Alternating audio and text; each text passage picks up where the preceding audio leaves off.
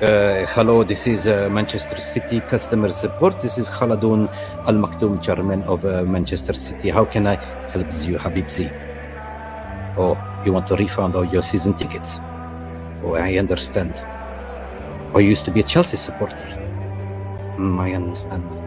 But listen, if you want to help us to stay on top in the league, maybe I could transfer you to our sports washing department and they will give you an account number to transfer your funds. How's that? Welcome back to MEFC Realist TV. It's Friday. That means it's happy hour.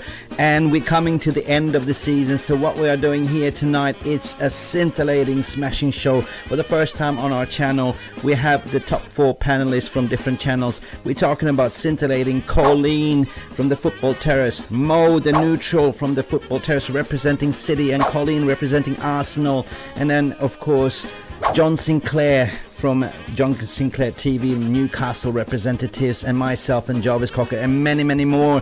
It's gonna be a cracking show where we're gonna review who had the better season. It's also gonna be a quiz show, shooting from the hip, like, you know, basically. We're also gonna combine the 11, the best combined 11 of 2022-23 season. So sit back, smash a like, take a sip on your coffee. We'll be back in 10 seconds with the panel. Are you ready to rumble? Ladies and gentlemen, let's get ready to rumble!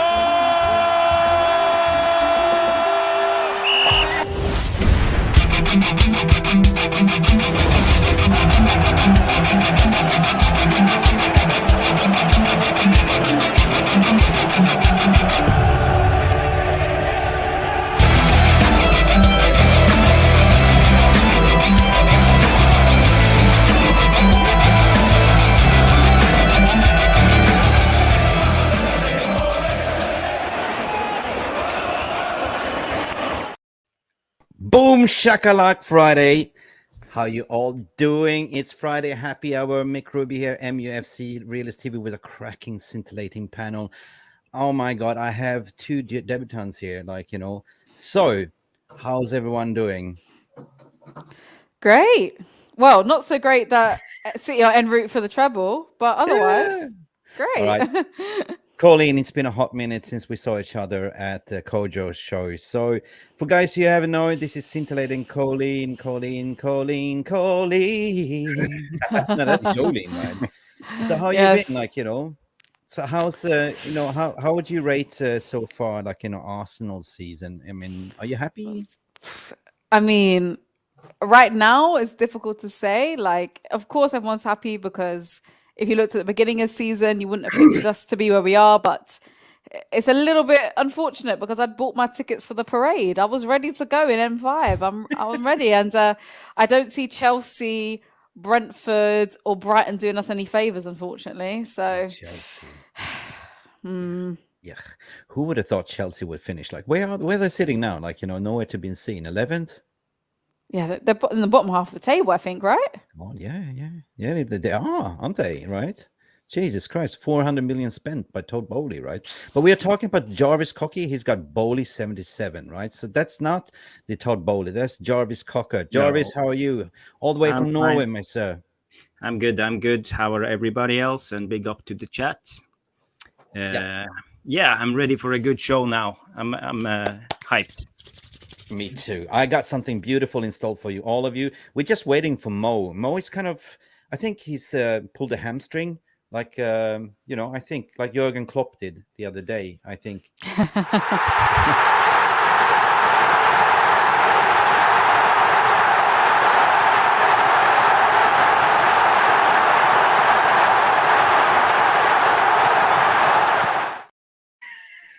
Sorry, we gotta give the bands for the Liverpool fans. I was trying to get somebody on, but nobody wanted to come. And then I was looking for a City fan, but there's nowhere to be seen. So therefore, I approached Mo to say, "Can you be neutral? Like, you know, can you represent the City?" And I think he's kind of a little bit of a like City a little bit, although he's an Inter supporter. Allegedly. John Sinclair, welcome, sir. Welcome for the first time premiere to MEFC Realist TV. We had a battle 2 weeks ago, right, on the Happy Hour on Papi's channel. Remember? We did. We did. Weird. How you doing, mate? Big up to Mick, big up to Colette, big up to Jarvis, working with us in your channel. It's been fantastic. What a fantastic season we're having so far. Like I said, backstage 8 months ago, excuse me, 90 months ago, we were second bottom of the table. Eddie Howe comes in and he gets us up in third place at the moment. And yeah, what a fantastic season. I mean, look, I think we're going to get Champions League football this season. The Premier League doesn't want us there at all whatsoever. I'm not going to lie, because they don't want to upset the Big Six. But here we are. We just rattled them. You know what I mean? But yeah, fantastic. I mean, you lot deserve it. Like, where have you been for the past 20 years, 30 years, right? In the gutter, and all of a sudden rise like a phoenix, rise from the ashes, right? Rise like a phoenix. God. Wow. I'm gassed. I have too much coffee, Colleen. It's been fantastic. It really has. I mean, you had 15-year Mike Ashley, right? I mean, happy to finish 17th every single season, right? Got 5th. Didn't want us in the Europa League, right? Told the FIFA, UEFA, we don't want to be in the Europa League. They say you got to compete. Simple as that. Don't know how true it was. But having said all that, I just think our owners took it over. They put them under their mouth is. They talk massive. We believed in them. Got on the proper manager in Eddie Howling. And what? Rest is history. What a howler. You guys, we took 4 points off you, man. Oh, come on, man. I mean, big up for you yesterday. I mean, I was actually rooting for Brighton as a United supporter, right? I was rooting for Brighton. But what happened in that 30 seconds, I will never forget. At the very end, like, all the wheels came off that Ferrari, right? Well and truly. I mean, I was worried about that game yesterday. I can't lie. And I thought we'd be lucky to get a point after the way they absolutely destroyed Arsenal. But here we are. Big up, man. I mean, you guys had amazing, fantastic season. Nobody expected. I mean, one thing that we three here together, like, of course, I'm a big Man United supporter. Jarvis is a United supporter. Colleen, I know you're a big Gunner supporter as well. I had 2 other Gunner supporters on here. My brother from another mother, like Alex Young, like, he's massive supporter. He said to me, Mick, I'm so just happy that we actually got into the Champions League, right? That was my main objective, right? But the rest was just a bonus, like an ad hoc, like, you know what I mean? Of course, Colleen, you guys were, you were like leading the league for how many weeks in a row, and all of a sudden, boom. Right. Yeah, I mean, I don't know if I agree with that, saying I'm just happy with everything else being a bonus, to be honest with you. In any season, you have targets at the beginning, but this is football. Maybe unless you're like unless you're Man City and maybe Real Madrid, those targets go on track. But for the top 6 especially, they're never no one's ever good at the same time, and you have to change based on the season, the context that changes. And we found ourselves in a position, we were top of the league for over 250 days, and not that, listen, I'm not going to ask for Arteta's head after, because it's almost all certain that we're not going to win the league, but I think you can still be disappointed at the way that it's kind of gone out. Instead of going out with a bang, we've kind of gone out with a bit of a whimper, but happy to be back in Champions League and happy to have set the marker for next season, where really we must be challenging for the top trophies again. Yeah. Jarvis, you're on mute. Yeah, mate. Do you agree what Colleen is saying not from a neutral perspective, but from a long-time United supporter living in Ole Gunnar Solskjaer land? Yeah, but I respect Arsenal for the job they have been doing this season. They have played really well, and I'm Norwegian, so I'm proud of Odegaard. He's been a good captain. He's been doing so many assists and helping the team, especially in the end of the season. It's a lot of goals. So the Arsenal team, they have played good. Arteta is really getting this gang of people steaming now. So. I just think this will be the beginning. They get a lot of experience from this. Maybe next season is their year or 2 years. So I wouldn't feel down if I was an Arsenal supporter. Yeah, speaking about Odegaard, for me, They have been Colleen, doing- he's been one of your best players this season, according to my opinion. He's been very Yeah. instrumental. Yeah, I think Erdegaard. Like, I think there's like a core group of Arsenal players that you can look at, such as Erdegaard, Saka, Martinelli, in particular. That kind of young forward core that the back end of last season, maybe excluding Saka, bit inconsistent. Same with Erdegaard. Erdegaard didn't get enough goals to be the kind of player that he is in the position that he plays for Arsenal. And they all, within that 6 to 8 week period, all took a level, 2 levels up. And what I really loved about Erdegaard is that because he just got the captaincy from this season onwards, and I didn't not think he wouldn't be a good captain, but especially in British culture, when you watch the Prem from a British lens, you kind of have that kind of Roy Keane, Patrick Vieira view of what a captain should be. But we're in a new generation, and I think not only the way he's stepped up, because several times he's digged us out of situations. Even you can even look at the Newcastle game. First 15 minutes, we were awful. We could not get to grips with the game. But who comes up with literally our first chance of the game? And you could even call it a half chance if you want to be generous. He's popped up outside the box and got us a goal to steady the ship. And that's not the first time he's done it. And I think he's the highest scoring non-penalty midfielder, or he's a goal away from that this season. So it's a massive testament to him. And I'm a Erdegaard supporter. I love Erdegaard, but I couldn't have expected at the beginning of this season this is how he'd perform. So now the key for Erdegaard, not just him, but Erdegaard, Saka, Martinelli, that kind of group is, okay, let's be consistent with this 2, 3, 4, 5 seasons now in a row, and not let this just be like, a flash in the pans. That's the next step for them. But very impressed with Erdegaard. Love him. Captain, fantastic. Yeah.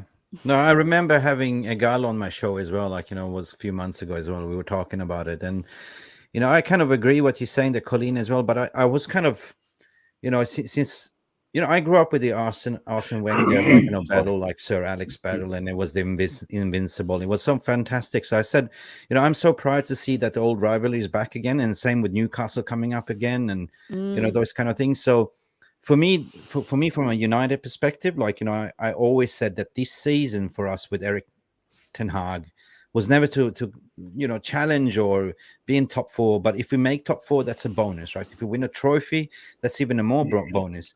And look what happened. Like, the Premier League came out with the nomination for the coach award, and he was not even on it. It's absolute bullshit. We won the Carabao Cup. We're in the top 4. He's absolutely transformed the way we played. One win against the top 10 though. One win against the top 10 though. I don't know. I knew you would say rough. Let me get my pit bull in here. Wolf, come here. No, that's good, Bance. Absolutely. You got a point, but still, you got to look at from a mental agility and transformation within the squad. And one thing that I had a debate on and discussion with back then with Egal as well, but to say to him, like, look, you know what? This is just a testament to prove that you stick with the manager, you stick with the plan. This is like his 3rd or 4th season, right? You got a young squad, and you're not as deep as City in terms of quality as of yet, right? So typically what we're seeing with City right now, they always come very, very slow. They're creeping from behind when everyone's getting fatigued. This is typical They know when to peak. They know when to peak. They always peak at the end, right? Like a crescendo, and now they're looking very, very sharp, typically what we look before Christmas. This is City right now. And that Real Madrid semi-final second leg, oh my God, what a display, right? Stunning. Jarvis, you must be proud since we're talking about Erling Haaland, Norway. Yeah. What are people saying about Erling, the Earl? Norway, we are crazy about Haaland and Odegaard. When Odegaard played in Real Madrid when he was 16, they were televising the Real Madrid B team when Odegaard played. It's crazy. And the same with Haaland when he played in Dortmund. They were televising all the games. So I really fell in love with Sancho at that time. But what happened to him. Hey, we did a show with Sancho the other day, didn't we? Yeah. What should we do with the broken Sancho? Yeah, what should we do? Let's see. It's all mental agility at the end of the day. I mean, this is what I'm saying. In sports management, clubs, they don't take care of players; they take care of team. So it is your, sports management, like the intermediates and everyone that has to be the role figure for the player to tell them, like, listen, don't socialize with these players, don't do this, focus on your career. At the end of the day, mental health is a serious issue. Like, everyone that's gone through it knows that, if your mind is not there, your body will not follow. Simple as that. And this is what we came to terms with Jadon Sancho, is that he has it rough. Basically, he came under Ole Gunnar Solskjaer. He didn't get picked. The price tag was high. Then Ole got fired. Then Ragnick came in. Then Ten Hag. So yeah, and plus under circumstances behind the scenes, like in deaths in the family and within the friendship area. So yeah. Knock knock. Who's there? Woohoo! Mo. What's going on, people? What's going Big on? up, Mo. We said you're Hey. late because you stretched a hamstring, like. So anyway, we got to do a celebration now. Mo is in the house as a debutant. We're gonna play this video. You ready?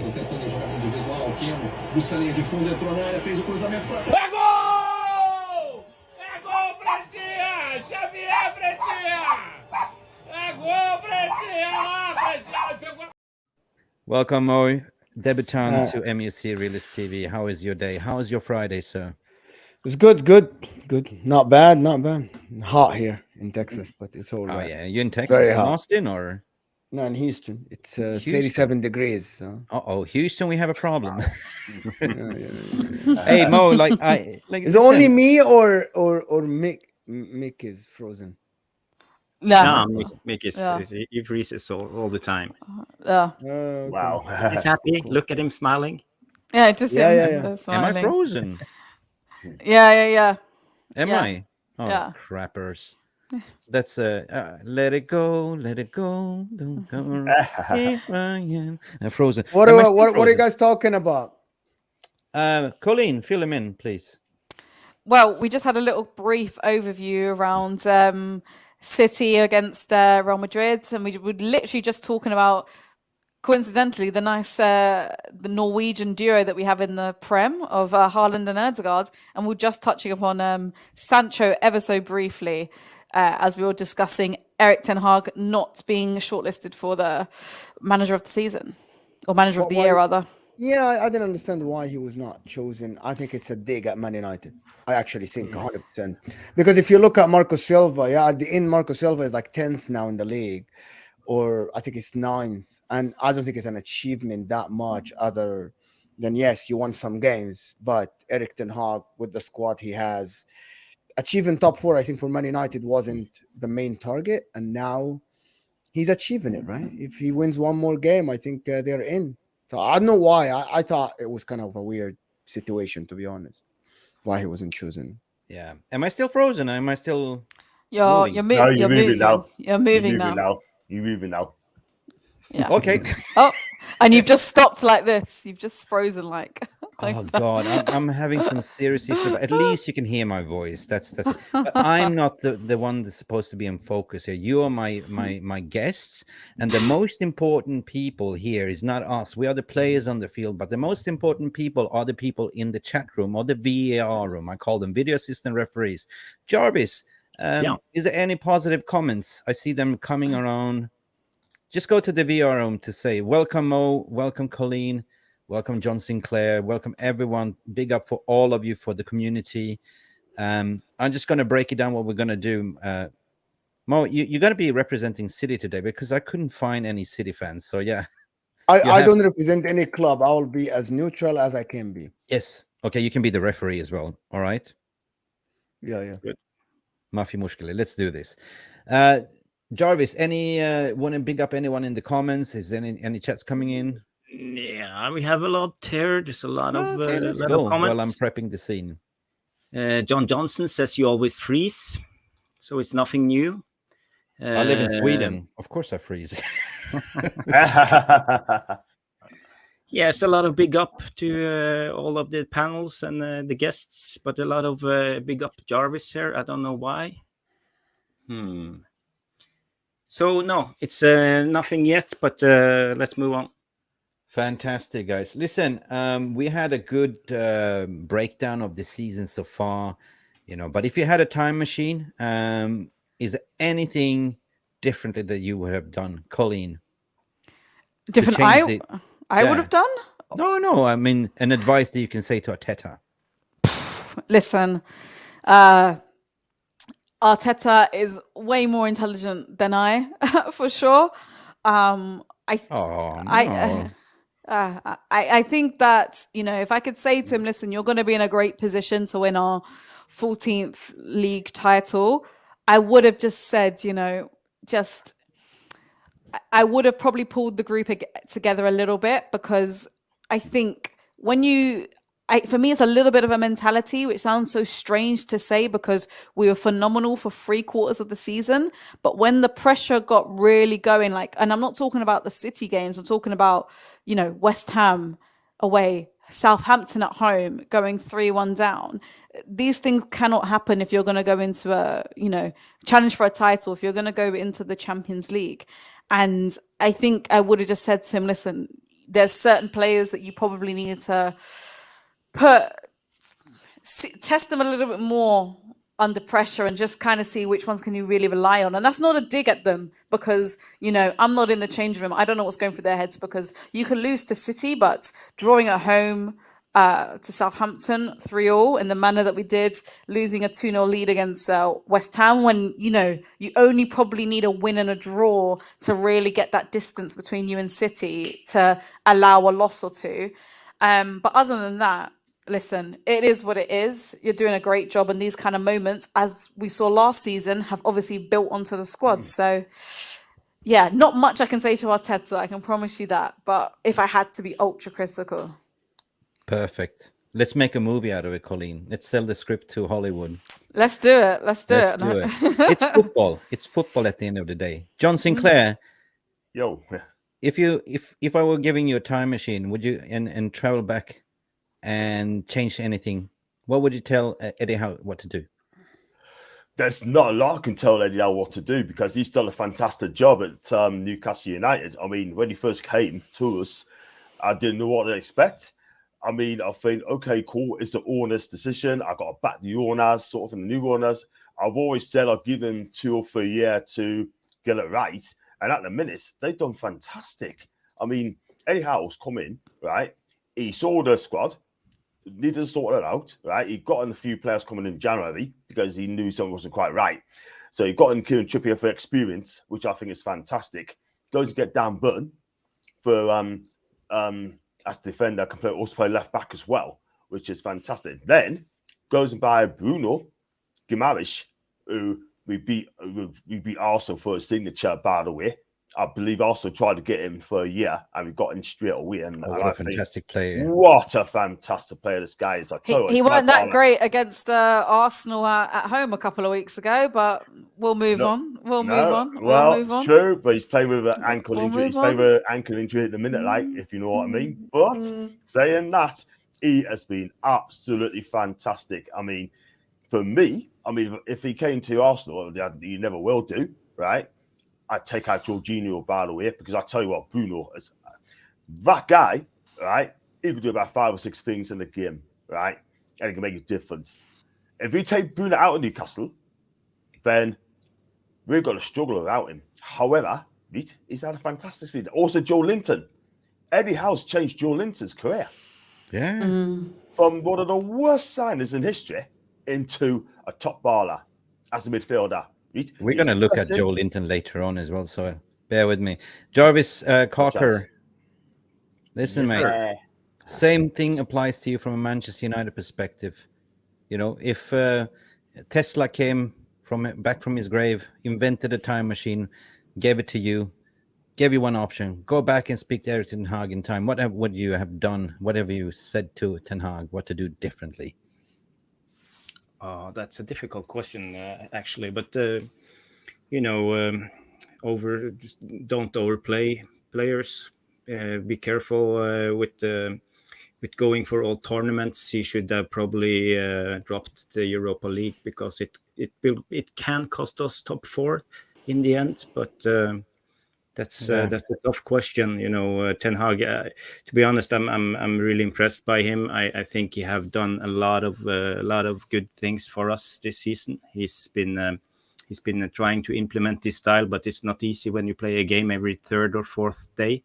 So it's very tough. But and we don't have the squad depth in United at the moment to play so many games and so many tournaments. So. Maybe he should just have hold back a little bit. I agree. What do you say? What do you say? How can De Zerbi and Unai Emery do it in a shorter time with a worse squad, but Ten Hag cannot implement his ideas with actually a better squad? Yeah, it's a good question, Mo. But what I'm thinking about it's about time to drill, because if you have one game a week, you have time to drill on the training field. But when you have a game every third day, you don't have time. It's just 100%. Yeah, it's just jumping into the hot tub and taking the ice bath and relaxing and have some formation training one day and you go again. So it's never time. But you could see it in the first let's see, the first 2 or 3 months before all the games started that we were going somewhere. But at the moment, I think we struggle because we have De Gea. He can't play out from the back, and that's a big problem. Yeah. I think I actually know the answer to this question, in my opinion. Okay, Mo, go ahead. To be honest, the difference is the pressure on the two coaches. Erik Ten Hag is thinking about every point. De Zerbi isn't. And he wasn't. He was never worried about every point. Like De Zerbi, when he won against Everton, even when he was 3-1 up, he didn't change the way he plays football. Yesterday, when he went 2-0 down, he didn't go defensively. He just kept going. True. That's the difference. Erik Ten Hag, because of the pressure of Man United and because of what is expected from him, he had to change the way he play outside of Old Trafford. And that's why we see the difference between a team that plays in Old Trafford, which is very good football, playing outside of Old Trafford. You're defensive. You're worried about losing the ball. You're worried about conceding goals. But Unai Emery, De Zerbi, Marco Silva, they didn't care. They just wanted to play as good football as they can. And I think that's the difference. And I think it comes from the board. They put a lot of pressure on Erik Ten Hag, especially giving him 200 million before the season started. And they're saying, now you'll have to at least get us top 4. I know that was not public, but I'm sure that was in the back of his head. I need to get points. I'll need to be in the top 4 place. And that made him worry. Interesting. But Mo, if I ask you a question as a neutral, Judge Mo, right? Having to look at everyone's story here, Colleen, John Sinclair, and Jarvis, as a neutral, who do you think had a better season than Eddie Howe? If Pep Guardiola doesn't win the treble, Eddie Howe has done a fantastic job with. The reason why I say that, Arteta did absolutely an out of this world job with 11 players, which is unacceptable if you're coaching a club like Arsenal Football Club. You're given a squad, you've had 3.5 years, even the player like Rob Holding, you've had 3.5 years with this guy, at least mold him to at least fill in for a couple of games for one of the center backs, but he couldn't. Everybody at Arsenal Football Club, when they lost Saliba, completely changed the way they played football, and that's down to the coach, to be honest. And I blame Arteta for all what happened. It's not. I disagree with Colleen. It's not mentality. It's the coach not able to implement his ideas outside of the starting 11, along with Trossard when he came into the picture. But everybody else, even Zinchenko, when he wasn't in the squad, they changed the way they play because he couldn't train Tierney with 3.5 years with this guy or 3 years with this guy to at least play a close to Zinchenko football, which is something that is very strange to me. That's what I see. No, I half agree with you though. I do half agree with you, but another half not so much, because I agree. Like, you should be able to. It's back. It reminds me of when we had Lacazette in our squads towards the end of his tenure, and I was like, we need to play to his strengths. He's not the player that he was in the system that we're now currently playing. If he's not going to score us goals, there's no point in him being in the team. Or if you're not going to be able to be a good defender, there's no point being in the team. So if Rob Holding or whoever can't play the way we're playing, we're going to have to adapt. And that's purely because at this point, you didn't trust Kivior, which we've now seen. He probably should have trusted a little bit earlier, but, he has his reasonings. Rob Holding's an experienced centre-back. But irrespective of, The mentality thing. So you said something about the mentality, Colleen, Well, and I'm like, yeah, looking because at the mentality. You're talking Yeah, about but- pressure on the players, so this is in certain moments. So, and because it's not like it's one instance, it's been a couple in that run-in. So I'll give you an example.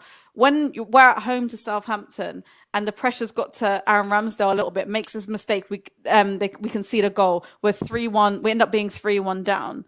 A couple of times with West Ham, we're 2-0 up away from home. Very, very poor. Thomas Partey just tries a stupid little kind of a trick on the edge of the box. They get the ball and da da da da. So maybe it's not mentality in that kind of sense, but complacency to a degree. Even if we lose, Saliba, and Arsenal's play has changed without him 100%. We play like when Rob Holding's in the team, we're not as far up the pitch. We're not building up as we used to because Rob Holding simply can't do that. However, we should, irrespective if it's Rob Holding coming in or we tweak the way we play to accommodate, there is no excuse for dropping a 2-0 lead away from home to West Ham. There's no excuse from, going 3-1 down at home at the Emirates to 20th placed Southampton. Do you blame the fans, though?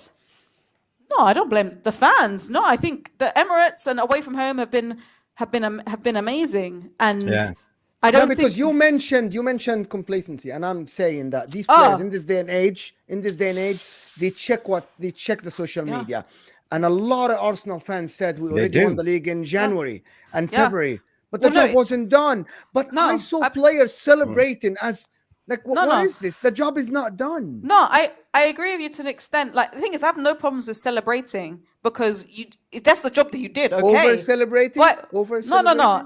But you have to continually back that up, and that's where you've got to come through as a player and realize it's like when you say you play the game, not the occasion. You celebrate the game, not the wider season. You don't let your eyes get too far ahead. And especially with the likes of Ramsdale, for example, just going to use this as an example, he's just signed a new deal with us. And I don't know how many of you are in the Arsenal universe a little bit, but he's done a lot of interviews this season.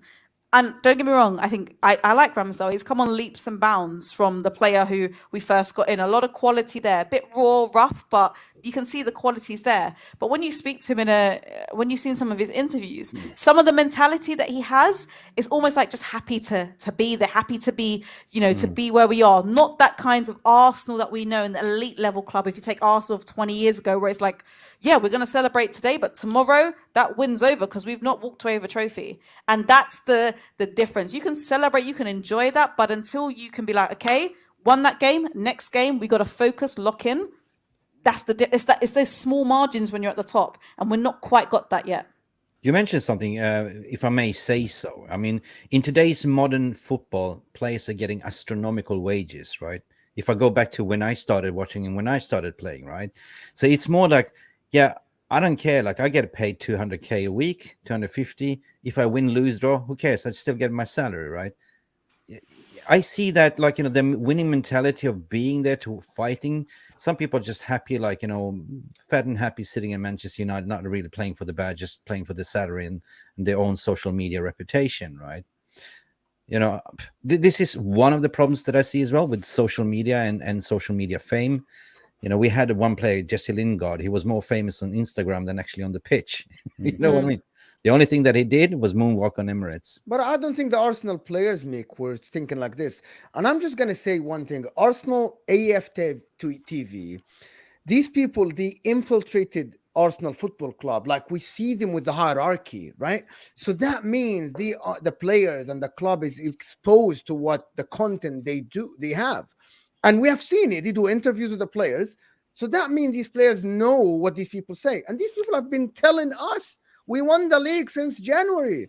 So the players so are players at Real Madrid, Barcelona, Manchester City. You've got to develop, that mentality where you can enjoy the moment. I'm not blaming the fans by themselves, but I'm saying that there was no accountability. I thought that the players were celebrated too much by the fans. That's what I think. Well, it's easy because now we can see we're not going to win. Too big enough, Look at Newcastle. Newcastle took a dip when people started saying, oh, you're playing out of your skin. Oh, Bruno Guimaraes is player of the season. Joe Linton's amazing. And then everybody started looking at them like, You're really not putting the same effort now. You're not tracking back as much. Yeah, You it's are not players who've never sweating on been the there pitch. before. Thing Yeah. is, the thing is, You though, know, right? The thing is, yeah, like, go ahead. so the thing is at Newcastle, right? You've got to have that work ethic. Eddie Howe plays a style of player, a pressing game, and you got to be on it for the full 90 minutes, yeah. And he'll know he's not performing and he's not doing it enough. Do you know what I mean? But we got teams to at the football club. We got no big time charges at the club. We got no prima donnas at the club.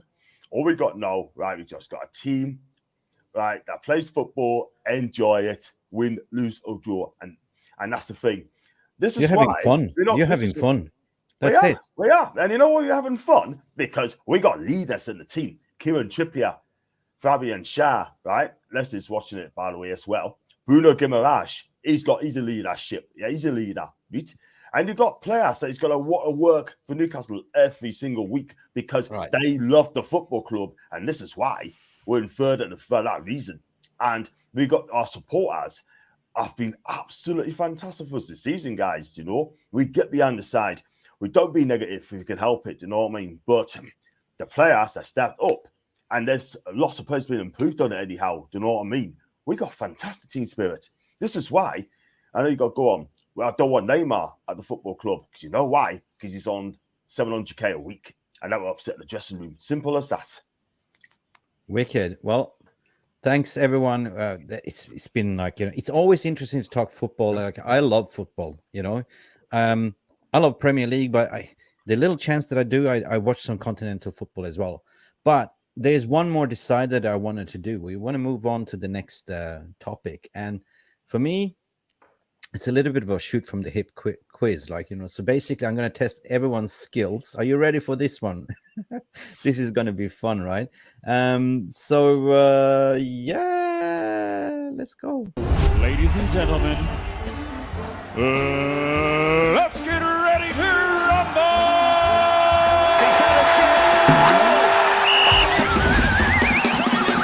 How are you doing? Oh my god!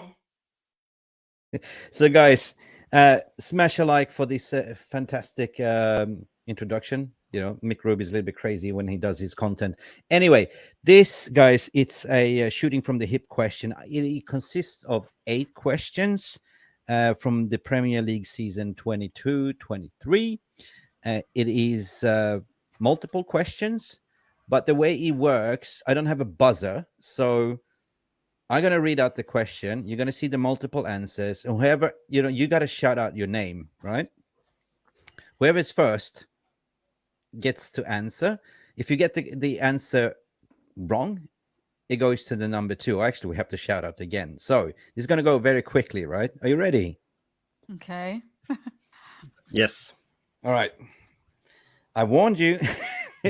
Right, so this is mixed. This has been taking up a little bit of my day, but anyway, you got to see the questions here, right? As a practice, no cheating, Colleen. Right. So let's go.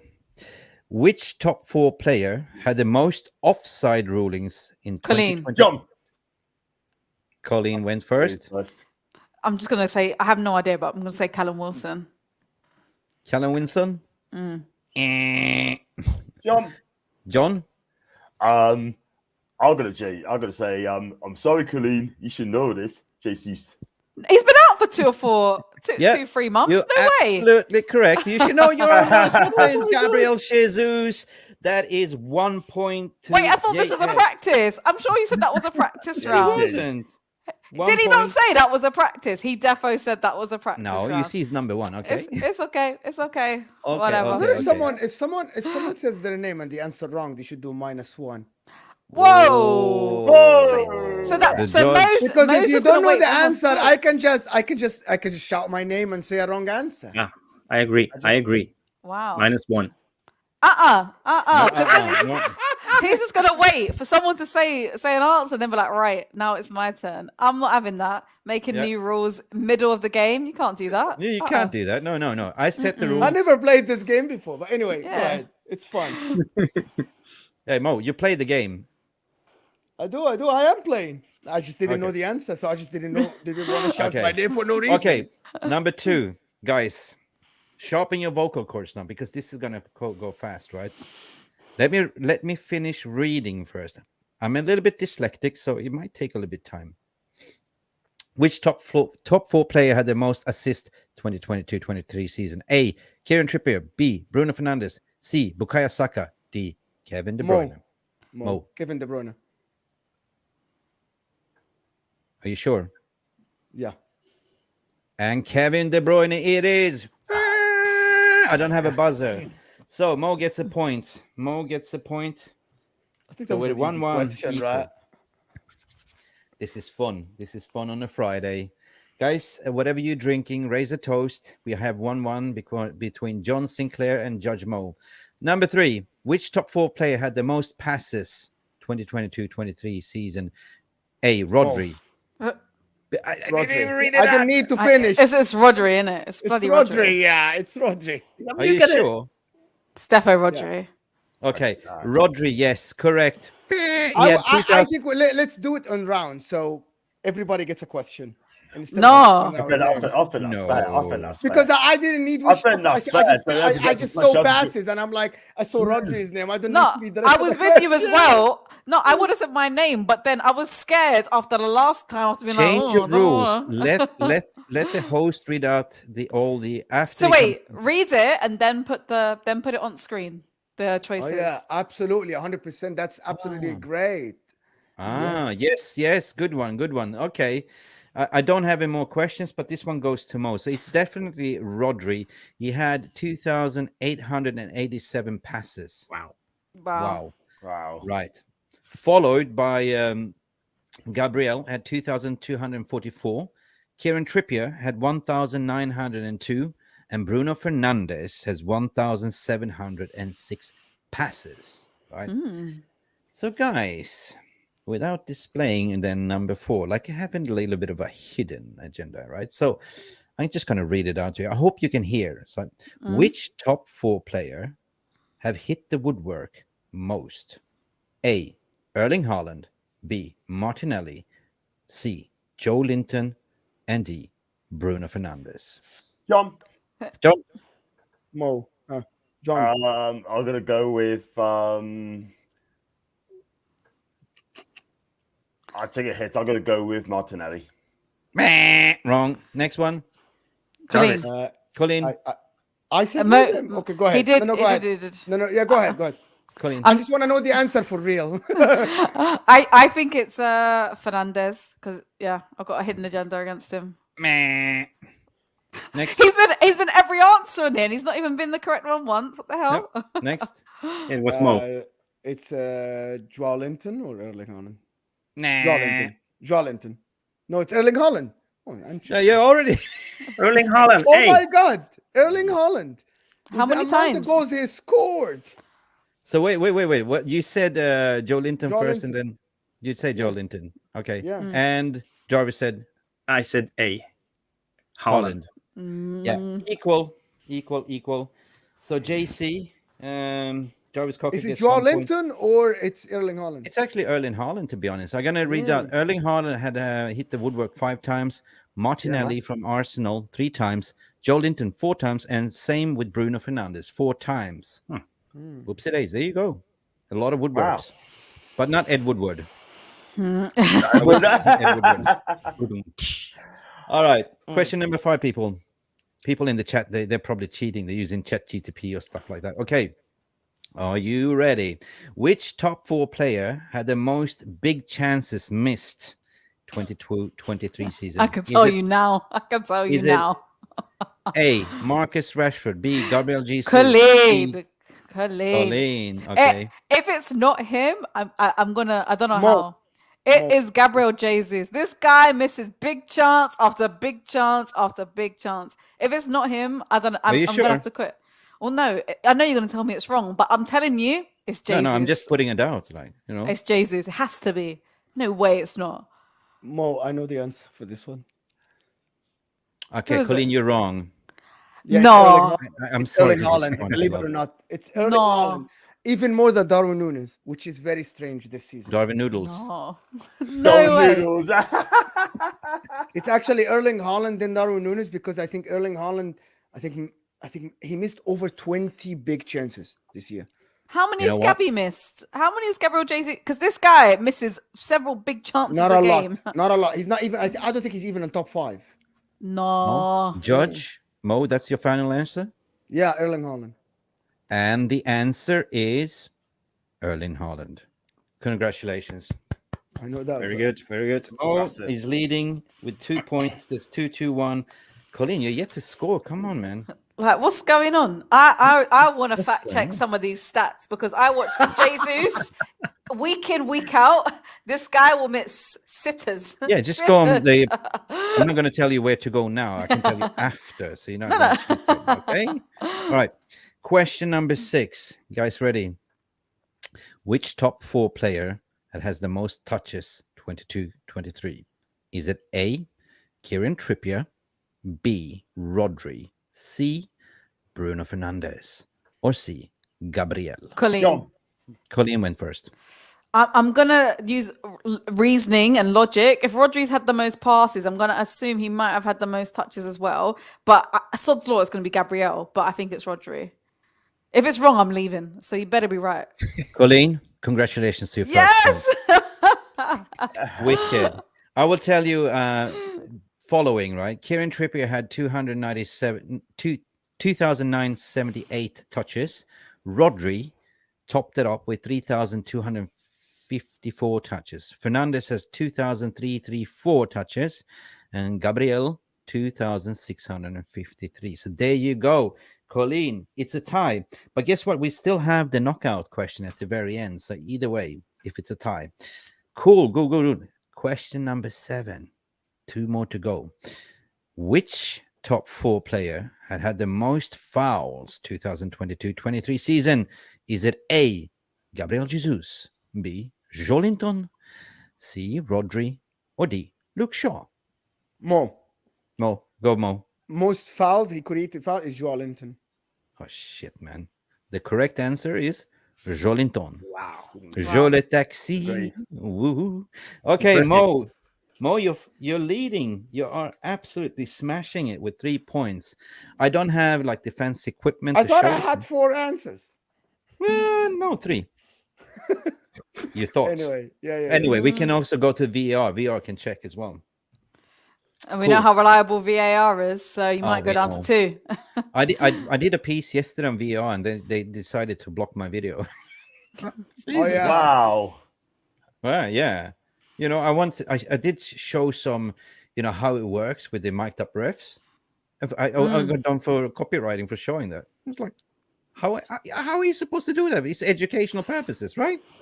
That's true. I It's don't think educational. you don't monetize it, and then it Yeah, should probably. Yeah, be okay. don't monetize. Yeah, correct. Guys, we are down to the final question.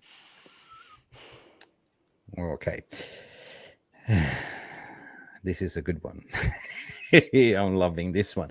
Which top 4 player have been the most dispossessed player 2022-23? Is it A, Bruno Fernandes, or is it B, Marcus Rashford? Is it C, Gabriel Jesus, or is it D, Bernardo Silva? Colleen. Colleen, let's go.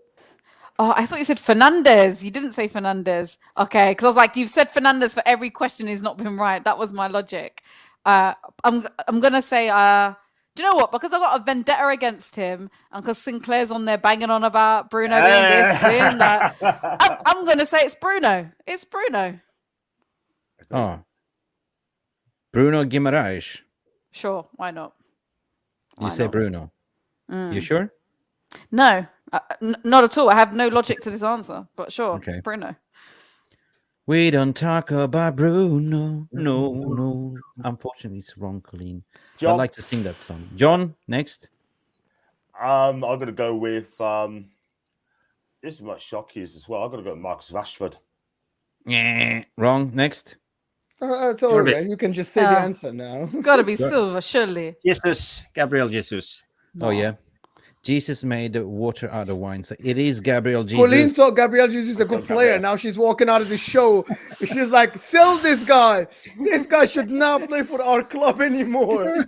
He cannot be the most dispossessed. He's been out for several months. I mean, he's the most dispossessed. Nah, That's how stop bad it. he was. That's how bad he was. Guys. Most offsides. Most Jokes aside, offsides. listen, this is a drum roll. Like, Judge Mo is on 3 points. Jarvis Cocker JC is on 2. John Sinclair JS is on 2.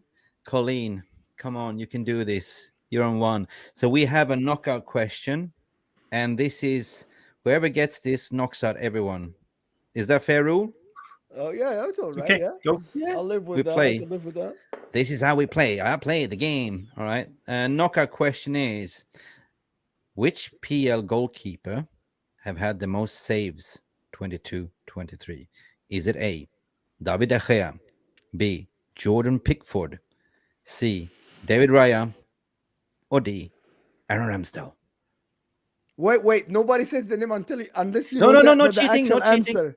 Unless you know the answer, no checking. No I- checking. This is for the knockout. Come on. Champions Okay, League. can you knockout. okay, Mo. Go It ahead, is Mo. Jordan Pickford. Are you sure? Yes. It must be. Next. Ah, Quickly. Okay. John, Colleen. I made it John. easy. Colleen said yes. No, I What don't know is if it was Jonathan? me. I don't know who. I don't think it was me first. I don't think Was so. it John first? People, who was first? David, yeah, I said it now. You said it, David De Gea. Yeah. Next one, quick. It's easy. Okay, for you now. Colleen. Colleen. What's the next?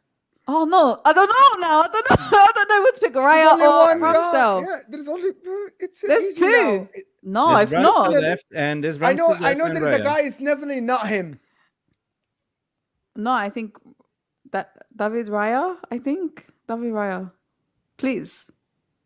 Colleen, Yeah. you just got resurrected from the dead. Yes! Colleen Come won! on! Come on! Come David on! Raya. I tell you Oh, what, I will got tell you what, scared. Wow. Big up, Colleen. You came up from the dead. You did the Champions League knockout. Listen, it is actually following, right? David Raya had 146 saves this season, right? Following by Jordan Pickford, 119. Can't believe it that Aaron Ramsdale actually made more saves than David De Gea on 94. But David De Gea finished last out of this on 91 points. But still, I believe Had the- that. I believe that. had the most clean sheets and about to win the Golden Glove. How is that possible, people? How is that So, possible? make sure he signs an extension. You keep that boy at your club. Keep him at Old Trafford. Keep little Butterfingers there. Keep him there. Any words from the victor? I love that. Listen, essentially, I just wanted to let everyone have a full sense of security, let them get their points up, and I knew, like at the end, I knew I was going to come and get the last question. So it was all part of the plan. So, yeah. This cockiness and this confidence, I love it. Big up to you. Worthy play. Well, this was fun. It took me a few hours, in the late midnight hours, to construct these questions. But if you want to check it out, it's actually on Premier League's site on the stats and figures, right? So there's no cheating. You can go check it out for yourself. It's all there, right? It's brilliant source, basically. Guys, moving on to the next section, right? So I'm just gonna go and put you in a group layout. Voila. This is working. Cool. Guys, I want to discuss something with you because yesterday was something that came out like this, right? Sorry, Mo, you're kind of having the Manchester City logo in front of your face. No disrespect. You should be Inter, right? So yeah, you can go like, that's it. Now we can see you. So yesterday was a little bit of, I think it was Sky Sports that came out yesterday, nomination of player of the season, right? So I want to take this opportunity to have a rant, basically. Each one of you picks a player and let them know why you don't think that player should be on that list and why. So I'll go with Colleen first. Oh, I mean, to be honest with you, which might get tomatoes thrown at me. My quartet of who I'm thinking of is Trippier, Rashford, and Kane. To be fair, Kane's had a phenomenal season. If it wasn't for Haaland, we would still be saying, wow, what a great season he's had. Rashford, I think he's done peaks and troughs. I think he's done well. But now, I think he's since the turn of the year, he's not, has he scored 3 or 4 goals? I think he went through a bit of a purple patch. I think since January, he's not scored that many. Correct me if I'm wrong. And Trippier, I think what he's done for Newcastle has been great, but I don't know if it means roast play one of the player. Roast one player, basically. do you know what? I kind of want to do Trippier, but I just don't have that kind of fire in me for him. So I'm just going to do it for Rashford. He's been great. He's been great at the beginning of the season. But literally, I mean, please tell me the stat. But I'm pretty sure since the turn of the year, he scored 3 or 4 goals in the last 3 months. It's not good enough. I don't think he should be on Player of the Season. I think he had a good couple of months, but Player of the Season, never. No, I think Lisandro Martinez should be on that list. Definitely. Okay, that's your rant. Wait, did he not concede 7 at Anfield, Martinez? Was he not in that team? Shh, we don't talk about that 7. And was he not against the Brightons, the Brentford? Get out of town. Get out of town. Get out of town. Big up. People in the VR room, vote for Colleen. There's 1 point for Colleen, or it's a voting system there as well. It's a Rantians league here right now. This is the deciding moment as well. John Sinclair, the microphone is yours. Pick a player. For me, that's like Kieran Trippier. He's a true leader for me, and it would have been so easy to pick. So you're gonna roast your own player, mate? Well, I mean, I know there's some good players in there as well. Like I could easily say Kieran Trippier because the guy's been a leader and he leads by example at the football club, and he's a part of the reason why you're in the top 3 as well. I mean, look, I like Saka. I think Saka's been fantastic as well. Odegaard's been changes his game about as well at Arsenal. I think he's been fantastic. But everyone's going to go for Erling Haaland because he's taken the Premier League by storm with goals. He's got 52 goals this season. The guy's been brilliant. I can hear myself as well, guys. So, and I think it's amazing this season. Haaland scores, cracking goals. He's at the right place at the right time. And for me, I'm going to choose between Haaland and Trippier for me. Wait, sorry. I thought this was to kick out of the Player of the Season. Yeah, you didn't roast anyone. Yeah. Okay, I'll go. The heart says Trippier, but he hits. You're going to kick out your own player, mate. You're going to kick him out? No. Sorry, I misheard the question, man. I thought, who gets your Player of the Year? No, do you think I'd be voting for Rashford as my Player of the Year? You got to be joking. Stop it. Definitely not. No, exactly. Oh man, you got to kick somebody out. So I've got to kick someone out of this group, haven't I? Yeah. Okay. Oh god, that's a tough one. Then that's a tough one. Oh man, it's hard to pick. It's hard to choose, man. I thought they were brilliant seasons this season. You know what I mean? I tell you, come back to us. I'll let you know at the end. Ah, come on, man. It's Rashford. Get him out of there. Get him out of there. Get him out of there. Don't fall for the peer pressure, mate. Just I'm gonna say. Oh God, for me, I'm gonna say Rashford then. Oh come on, what's going on here? That's not a clean fight. All right, you say Rashford, fine. I got to Judge Mo. He's always fair as a neutral. I think this is a disgraceful list, to be honest. Yes. To be honest, I don't think Kieran Trippier should be there. I don't think Marcus Rashford should be there. I think for them, snubbing Mo Salah is an absolute disgrace. In a terrible Liverpool team, he is the 3rd goals and assist in the season, if I'm not mistaken, scoring almost 20 goals. And all the assists, he's 3rd on the list assist. And in a terrible Liverpool team, to be honest. And he's scoring goals. It's an absolutely disgrace. Marcus Rashford is not even in the top 10 in the goals and assists this year. It's an absolute disgrace. Martin Odegaard, he has been great and everything, but I think if I put up Ivan Toney instead of Martin Odegaard, Bukayo Saka, without a doubt, is absolutely fantastic season. But I thought Martin Odegaard, kind of being the captain, disappeared sometimes. He's broke the records of non-penalty goals for a midfielder in the Premier League era, and he should be out. But your forward doesn't score. But he broke the So record. he replaced your forward in scoring the goals. But But he I broke the think, to record. be honest, he's all right. Like Martin Odegaard has been great this season, but I think I'll put I think Ivan Toney's goals this year has been valuable to Brentford. I thought Bukayo Saka is the one from Arsenal should be there, and I think Mo Salah should be there. Rashford, okay, let's just agree on something. Marcus Rashford being there is just an English bias. It's just an English bias.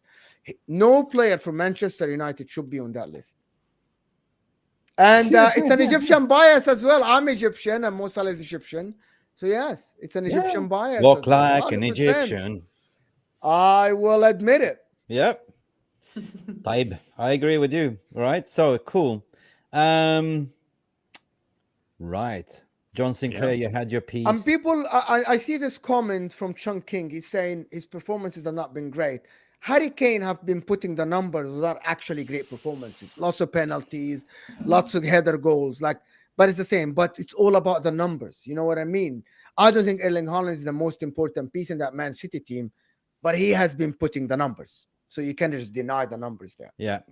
Big up, big up. Jarvis, how are we going with the VR room before we go to you? We're going to go on the VR room later on, of course. But as you're representing Manchester United, Yeah. pick a player. Yeah, for me, obviously, it's going to be Harry Kane because, he's got his manager relegated. He plays with the uninspiring Spurs team who's not performing at all. So, okay, he have scored 27 goals. That's amazing, but But he that's haven't done enough to keep his team going. So out of the group of players you chose, it has to be Harry Kane. Harry Kane. Yeah. Harry Kane. Adri. You choose to kick Harry Kane out, but not Marcus Rashford. Yeah. He's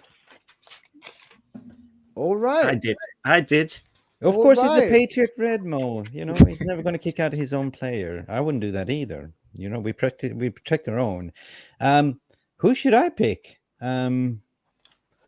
Odegaard's maybe you kick Jarvis out. I agree with John Johnson. There's only one John Johnson. He says exactly what he's saying. Harry Kane gets numbers, that means nothing. Empty calories. Yeah. I would go with Harry Kane as well for a simple reason that, it's time to go, Harry Kane. If you want to be somebody, win trophies, it's time to go, right? You sign up the deal with the devil and you had your brother as an agent stitched you up for 6 years, right? So now is your time to shine. You have the power in your hand as your contract expires in 12 months. Don't let Daniel Levy, tell you he wants 100 million for you. You're turning 30, big up for always scoring goals. You're there. I agree.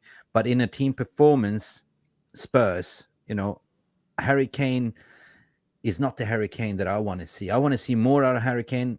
One thing that Harry Kane guarantees you is goals per season, minimum 20, right? Minimum 20.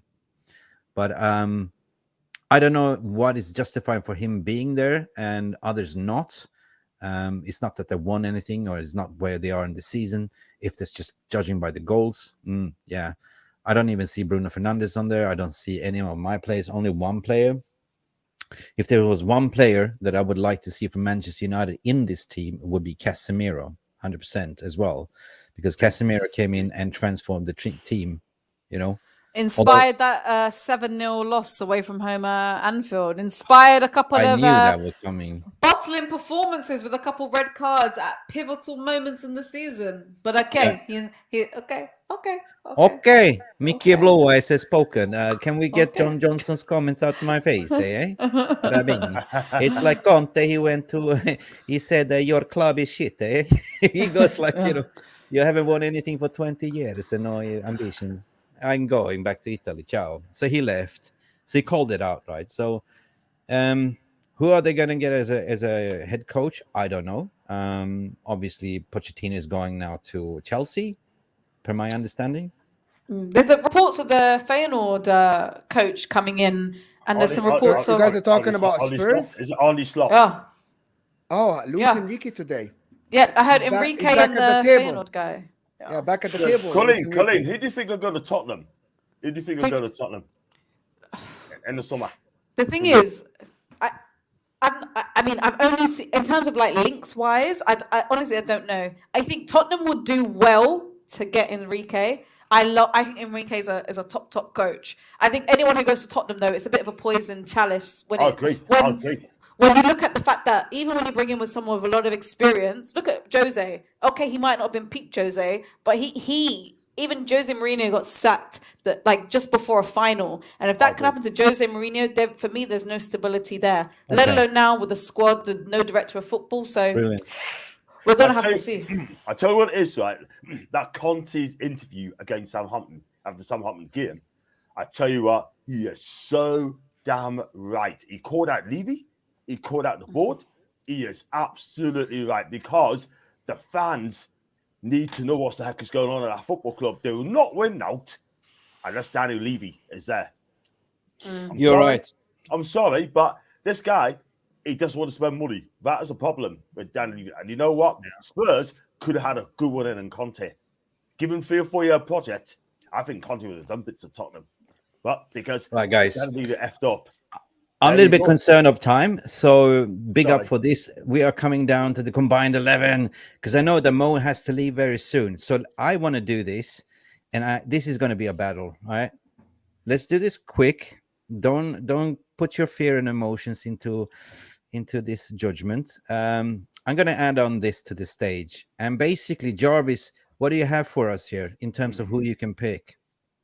If we go on the back line, because I'm going to disappear. In the app here, so you can tell us. All right, so the way we're going to do is we're going to pick, we have the top 4 players, right? We have on each position, we have, for instance, I have Luke Shaw here as a left back. You might not agree, but then we're going to go, yeah, okay, let's start with the goalkeeper. Right, out of the goalkeepers, we have De Gea, we have Ramsdale, we have Nick Pope, and we have Edison, right? Who should we put as a goalkeeper? Right. You don't have Alisson. No, Alisson is not part of the top 4. Oh, you're only talking about the top 4. Yes, currently. What if Liverpool make it instead of your club in the last? Don't go there, girlfriend.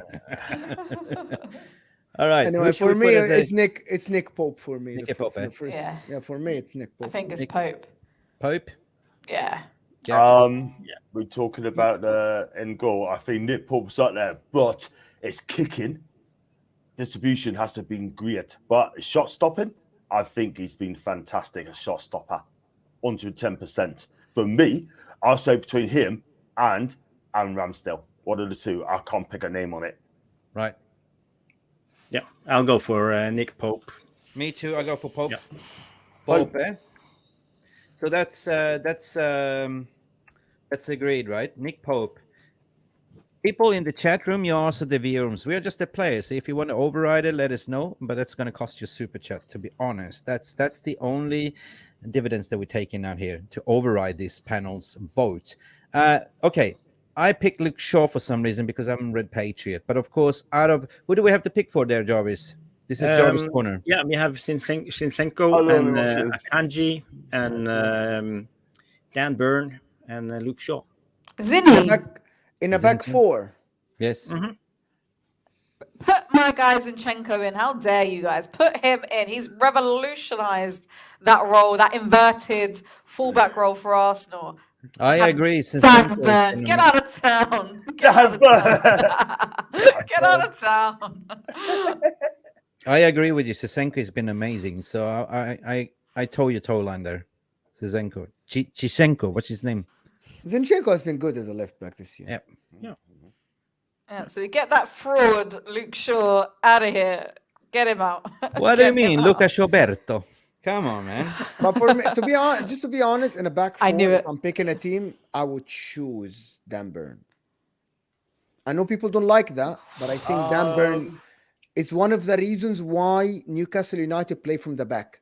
The reason why they brought him from Brighton is that he's a center back that can play from the back. He can pass and he can tuck in. He can play as a third center back when Kieran Trippier moves up the pitch. So it depends what you want on a left back. If you want a left back for you to be on the inside the midfield and get involved in the midfield, or you want a left back that will protect your back line, let your other full back go all the way up without you having to worry about it. To be honest, they're completely two different players. That's true. And it depends on the completely True, two different. Like you can, like Dan Burn, you put him in Arsenal, he would look like a donkey in the middle of the pitch. I tell you what I pick as well, left back as well. And a lot of people have not mentioned him at all. And he's been an absolute revelation when he comes in. I'll give you Nathan Ake. That guy is brilliant. Yeah, but he's not a left back. He's a left center back. Left center back in a back three. Yeah, I don't think Ake can be a left back in a back four. All right, guys, we got to move on. End of discussion. Let's agree in Zinchenko. Zinchenko. This is something that I will not compromise. It's the left-sided centre back, right? What do we have? Go ahead. Jarvis corner. Yeah, we have Ruben Diaz and Gabriel. We have Botman and Lisandro Martinez. I know you want Martinez. I know my choice. My choice is absolutely the best center back in the league this year, which is Sven Botman. I'm going for Gabriel. Absolutely. I'm not. Oh yeah, he has been an absolute leader for us. I think Botman's been amazing. But I have to say, I know the Lissandro hype is there from you United fans, and I hear it. But I'm sorry, who's conceded what 7-0, 4-0. 4-1, 3. I'm so sorry. A United pairing cannot get in there with that. Sorry. I'm so sorry. I'm not budging on this. For me, it's the butcher, because the level of stick that he got from coming in from the Prem, everyone was calling him a hobbit. Look, he's revolutionized. That has nothing to do with it, Mick. That has nothing to do with that. You don't have an expectations. Okay, so if you come in with an expectation of playing a 4 out of 10 and you're playing 6 out of 10, doesn't get you in team of the season. Which is exactly what it is. Everybody thought he's going to be a failure, and he's played good, but not great. But I still go with my boy, Jarvis. Okay, I gotta hop off, guys. So thanks, Mo. for having me. Listen, Mo, you guys. Amazing to have you on here. Come back. More. Where can they find you, sir? Just never a foul. You should find me every day on Never a Foul, of course. Never a Foul. Once or twice a day, and just content every day, of course. Match reactions on the terrace. Yeah, but mostly with Terry. Yeah, sometimes See you you guys. see each other with the colleagues. Thanks for Have coming a on. fantastic Thank you, guys. weekend. Thank you, Cheers, guys. buddy. Thanks. Cheers. So Take we care, lost- more. I'll subscribe. Take care. So we lost one. So what are we doing here? Like, how are we compromising? Because now we lost the voting power. So I hear Botman. I'm willing to. Definitely Botman. I know you want Lissandro. You United lot. I know you want. So wait a minute. Lissandro, What are we? A but- tie here? So we have Lisandro Martinez and Botman now, or guys? This has to go to the VR room quickly. Who do you pick? Jarvis, check the VR room. I'm checking. Let's see. There's no. No United bias. It says Gabriel is the worst centre back in the top 4. That is the most. I'll tell you that my is so centre backs nonsense. will be, and I've always said that it'll be Botman and Saliba. We have Saliba's which are two. one vote for Botman. Botman, That's my vote. Saliba. So how many votes do we have there? Yeah, I think it's Botman. Okay, Botman it is, because we got to move on then. Botman, Sven Botman, right? Any day, Sven Botman, any day. Yeah, Sven cool. Botman. All right, so we're going to the right-sided centre back. What do you have We for have us there? Stones, Saliba, Schär, and Varane. Stones has been very good this season, especially in terms of when you're talking about on the front foot centre backs. But I think over the course of the whole season, it's got to be Saliba, surely. You've got to anyone- go with your Arsenals, right? I'm curious to see what you guys think. I mean, for me, I think Saliba's been phenomenal and absolutely revolutionised that defence. Look at how we look without him. But John Stones, I do think, has been at a top level, both offensively and defensively as well. He's really come on in the last couple of seasons as well. But I think Saliba edges it for me. John?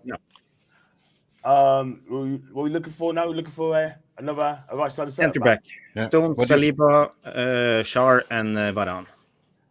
I'll go with Saliba. I've always said Saliba. Saliba with Botman for me. Oh, shit. Jarvis? I agree. Saliba. Okay, so the vote is going to Zaliba, right? Yeah. Fair play. Fair play. And we go to right back. It's Walker, White, Trippier, or Wan-Bissaka. There's only one choice there for me. Walker. For me, Trippier. For me. That's not being biased, but he's had an outstanding season. So What has he's done a with AWB. Newcastle, I think Well, it's he did Walker, you Newcastle. know. I'm Absolute sorry, but he has been a world-class right back. terrific. Kyle Walker, I think he's having another good season for me, but you've got to say Trippier because he is a leader. And that's what you need. You need leaders in the defence. And Trippier is that leader. I agree, John, because Wan-Bissaka has only had half a season. He's been fighting with the law, and basically it's the same with Walker. He's been out of the team, and he just Big up Jimmy in the came chat, back, by the so- way, and Leslie and everyone. Big up to everyone in the chat. Big up to the community. We have 74 comments in the chat. Colleen, you know what? I will go Aaron Wan-Bissaka, but I agree what Joris is saying, right? But he had half a season. He came. I agree. I can hear that logic. I can hear that logic to why Yeah. Trippier should edge it. He has been the one who's had the full season. I think White has been. I'm surprised he's not been brought up in this conversation, considering he's, mainly been a centre back, has played at right back, and has done it quite Yeah. well. But in this conversation, I do think if it was my choice, Walker. But I hear the argument that you guys have said. I'm happy for Trippier to take that spot. There's two players that are most chilled in this season, and there's Chilwell and John Stones, if you know what I mean, if you go on the green substance. Anyway, that's a joke. What did we go for then? Was it Trippier? Trippier. Yeah, I agree with Trippier, but my analogy was to say that Aaron Wan-Bissaka, AWB, had a fantastic second half of the season when everyone was kind of thinking he was going in this January transfer window. Trips. Yeah, Trippier has been good. And actually, we were looking at to get Trippier for Manchester United, but that never happened. Okay, let's go to the midfield. What do we have here? Yeah, Where we do we go start, for the Jarvis? number 6 role. So it's Rodri. We have Partey. We have Guimares and Casemiro. Casemiro. Rodri all day. Rodri, 100%. He's been outstanding this season for Man City. That guy can pass, he can move. Yeah, he's got to be in. Got to be in all Got to be day Rodri. long. Rodri for one. Now, we got to get some Manchester United players in this. I go Casemiro, man. Seriously. Get better players. Get better players. No, Casemiro is amazing. Yeah, he's a good player, but he doesn't. He was edge hard over done Rodri. by two Reds, by the way. Good point. Yeah. Jarvis? Of course you'd say that. Yeah, it's a tough one. Bruno Guimares, he's been great. Oh, he's and, been amazing too. they've taken Newcastle to a third place. That's Yeah. amazing. No one would have thought that before the season. So he's I'm not sure. but okay, Rodri. Okay. Rodri all day long. Oh, Yeah. shit. So there's no United play in there. So he goes to Rodri then. Absolutely. Rodrigo. Cool. Yeah, and now we go for the number 8. So we have Gundogan. We have Which Xhaka. side is that on my screen? Is it left or right? Yeah, Which and is it? Left-sided or right-sided? yeah, it doesn't matter. Okay, whatever. Okay, what do we have? We can start again. We have Gundogan. We have Xhaka. We have. Okay, I have to ask John. Is Willock or Joe Linton the number 6? No, number 8. Out of the two, I would choose Joe Linton all day long because what he has done under Eddie Howe, right? He has transformed one of the worst signings in Newcastle history into a beast. And Yeah. I've Joe been Linton, then. so impressed. But I could make a claim for also for De Bruyne as well. I could also make a claim for Bruno. But you have to put De Bruyne in that team as well. Wait. Okay, you can pick one only. Yeah. But now we're talking. I'm just asking. So for me, Joe Linton. Joe Linton. Okay, so Joe. Joe Linton's got to be in What do we there. have now in choice? And the last So one. sorry. What Yeah. are the options? What are the options that we can put in? Gundogan, Xhaka, Joe Linton, or Ericsson. Gundogan, for sure. Out of them lot, cream rises top. It's got to be Gundogan. Yeah, for me, it's. I don't want to have Manchester City players all over the place. I go Actually, Ericsson. Joe Linton then. Joe Linton is not better than Gundogan. I know he's I done know, well in the squad, That's true. but come on. But you gotta look at the Joe whole Linton team, is how a they will box-to-box play. player, and Gundogan is a brilliant passer of the ball, and he does things to make things happen as well. So you got two kind of different players there. But guys, at the end of the day, you Gundogan, gotta go class. and play Joe with this Linton team. is a beast. Yeah, but you gotta go and play with this team once we're picked. So now Ericsson next to Rodri. Wow. No, see, look at this. Ericsson does not fit in this squad. Get out. You'll be lucky if a United player gets in this team. You'll be bloody lucky. You'll be lucky. You'll be lucky, I tell you. I just Very tried to lucky. get a United player in this squad. Joe Linton's had a good season, and especially been revolutionised in that role for Okay, sure. can we have a but verdict, please, Gundogan- guys? What do we have? Yeah, My Joe vote's for Linton. Gundogan. I can't lie.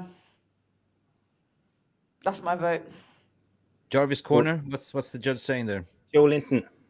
It's Joe Linton. Yeah. Everyone say Joe Linton in the chat as well, right? J7 is that Joe Linton? Wow. John? Oh, J7 is that Joe Linton? Joe Linton, then gotta be. Yeah. Okay, so it's Joe Linton. how the hell do you spell his name? Let's see. It's Joe Linton. yes. We can't find him. Linton. Isn't it Yeah, it's Joe? Linton. Joe. Oh, Joe. He's a Brazilian. I think this is a sign for Gundogan, to be honest with you. Can't find Joe Linton. Yeah, okay, so we go to the number 10. We have Kevin De I Bruyne. can't find Joe Linton here. Joe Linton. Joeli. Linton. Joe. What do we have? He doesn't find Joe Linton. Hang on. Just put J Linton then.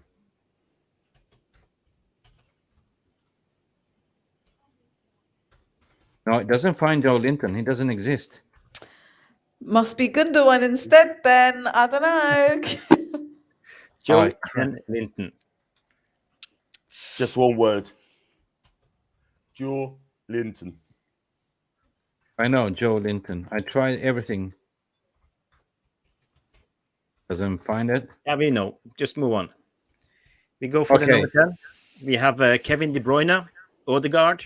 I put Joe Linton in there anyway without his picture. And, Okay.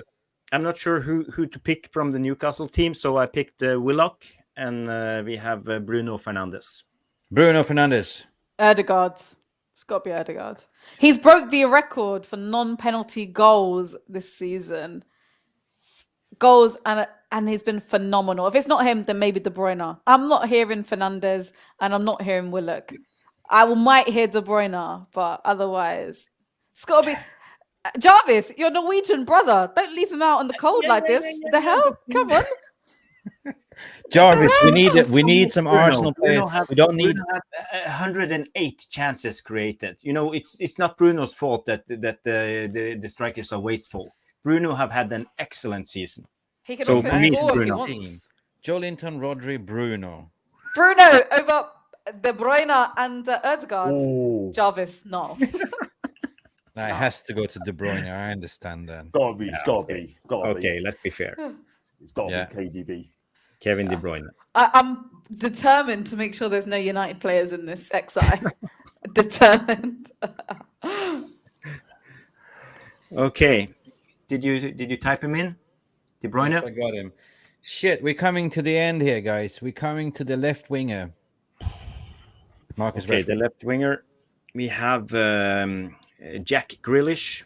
We have No. Martinelli. Martinelli, Yeah. baby. Alexander Isaac and Marcus Rashford. Has to go to Martinelli. Rashford. No. Rashford. No. Rashford. Across the whole season. Across the Who whole had most season. goals? Martinelli has 15 goals. He's tied the Brazilian record in the Premier League. How much does Marcus Rashford had? He doesn't have the same amount as Martinelli. 31? Rashford this year has scored... No, I'm talking about in the Prem, not overall. I'm talking about in the Prem. Rashford has scored three goals this year. Period. As in from in 2023 in the Premier League in 2023. total? No, in 2023. Come on, Um, I don't budge. I need I need a United. Rashford over Martinelli. You're not serious. Yes, You're not Rashford serious. anytime over No. Martinelli. I'm sorry. No. Yes, Colleen. This is okay. Divorce. This Divorce is serious. papers. That's it. This is not. Because- Martinelli's been the most there's- consistent there's- out of all of them. Out of all of them. There's Okay. a comment in there from Foxy, right? I love Foxy. He calls me sure, right? Great to see me on the show despite slating me last season. Now, sometimes he has great games. Sometimes, if he doesn't play well, I have to be honest. But Niggy last night was fantastic, and Foxy knows that. Big up Foxy. Big the up real Foxy. one. Real Big one. up Foxy. Listen, across the whole season, from August last year until now, there's only one answer. It's Martinelli's been the most consistent and has been in the squads for most match days since the beginning of the season. Rashford had a 2-month purple patch. Like I said, this Jarvis. year Hey, he scored 3 goals. He scored like 3 goals this year in the Prem. There is no way. Be serious. Be serious. I have some bad news for you, Mick. Yes, Look at this. I have Thank what? you. John Vetoed. Johnson has vetoed Rashford already via super chat. It has to be Martinelli. Isaac's been good, but he hasn't been in for the whole season. There is no way it's not Martinelli. There is no way it's not Martinelli. No Rashford. So there's no Rashford there. Bloody John hell. Johnson with the super chat. Oh, there's only one John Johnson. There's only one. Yeah, John Johnson put Rashford in the jail last time, so I remember that. Okay, guys. Cool. So what is going to be then? What is the vote? Martinelli. I'm not hearing anything else. It has to be. Has to be. No, come on. Okay, Jarvis, we cannot pick Rashford now. So what? Yeah, what's we the- have Jack Grealish. He's been No okay. way. I tell you Isaac what, has though, been good. you talk about the left wing as well, are you? Left side up front, yeah. Mm. I tell you what, though, I think Mitoma should be in the conversation as well. If you want But to he's choose not someone top four. But different, he's not top 4 then. that's How the about problem. Garnacho? Guys, you're not being serious. Just put Martinelli in there. I'm not taking any more of these unserious claims. This is a lot of unseriousness going on right now. Yeah, he's tied the record for the most goals from a Brazilian in the Premier League. We like Been in there Brazilian. from the start. Martinelli, come on. Big up Jimmy Barr. Big up Big up Jimmy Chris. from Australia. I'll see you, Mags. I'll see you, Mags. Aussie. Oi, oi, oi. He's one Good of morning, my guys. guys. Hope you're well. Loving the debates as always. How they lads? Big up for your super chat, mate. You know, tell me where you're from in Australia. You're from Perth, West Australia. You're from Sydney, Melbourne, Brisbane. I lived there for 10 years in WA, Perth, West Australia. So yeah, even have my Eagle scarf here if you want to see. Footy, wicked. Right, so we move on. We go to the right side forward. We have The right winger. right winger Bernardo Silva, and we have Saka, Almiron, and Anthony. It's I got to think be if your it's- boy Saka. It's got to be Saka, Yeah, it's gotta be surely. Saka for me. Saka all day long. I tell you what I like about Saka. This guy, he's played 70 games this season, right? 70 games the last couple of years. He's not had a rest. He deserves a rest. But I'll tell you something now. This guy is absolutely outstanding. Another outstanding Smashing. season. Real talk. Yeah.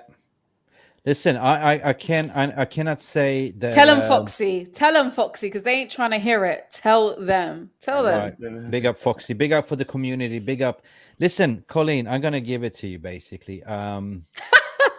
Not that way. Sorry, but No. you know, You don't have a choice. Saka gets in over I the know fidget we were spinner. in coach. That We is were in Anthony. the three in the midfield, and we talked about your boy. And I'm gonna give it because your boy has been amazing this season, though. Yes. Anthony Dos Santos, we're yet to see the best out of Anthony. I think we will see what Anthony Dos Santos is more about. He's not been a flop. He's been quite instrumental.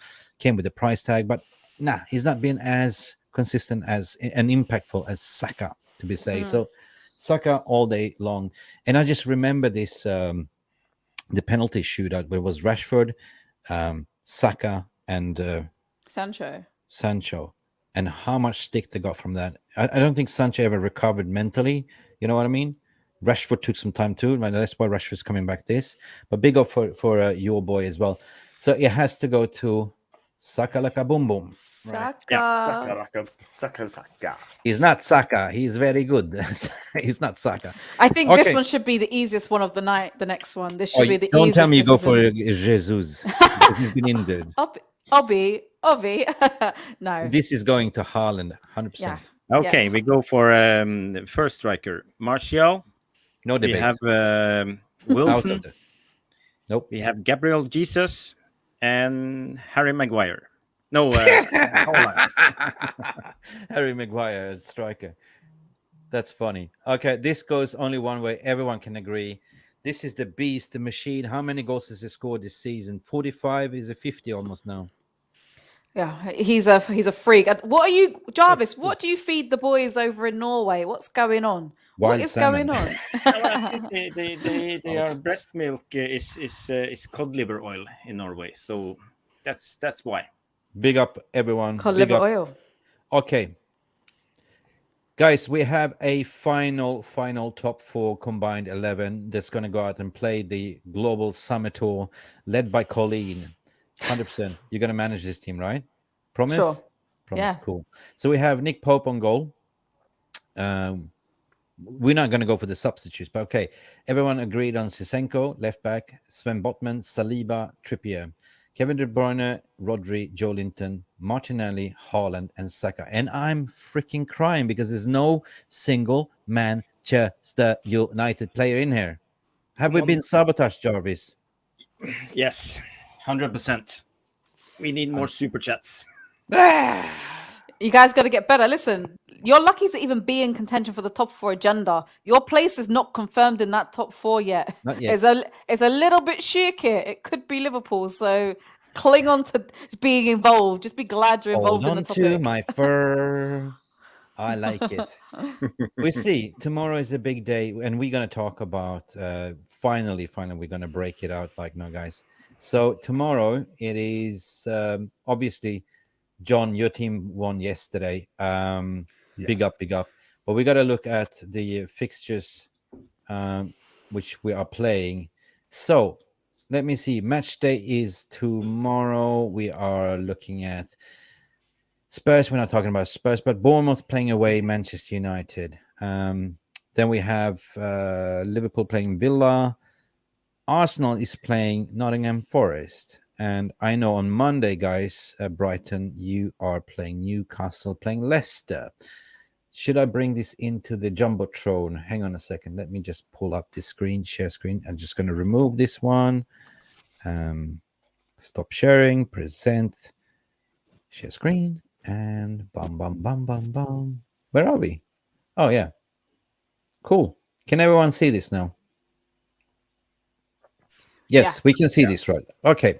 So tomorrow, Saturday's fixtures, we can see that Spurs is playing Brentford. We can just forget about Spurs, right? Forget about they're out of the equation. Tomorrow, guys, we have Bournemouth versus Manchester United. I want to hear your score prediction from a neutral perspective. Big up. Let's go. Colleen, what do you think the score prediction will be? Bournemouth, Manchester United. Yeah, I mean, I think Bournemouth have done well, considering the beginning of the season. They should have been relegation fodder. They've done phenomenally well. I think because now they're safe, there's not much other than pride and for their fans to play for. It should be a comfortable win for Manchester United. But the only reason I have a little bit of doubt is the last couple of results. You know, you put yourself into doubt when you really didn't need to, and now the pressure's on.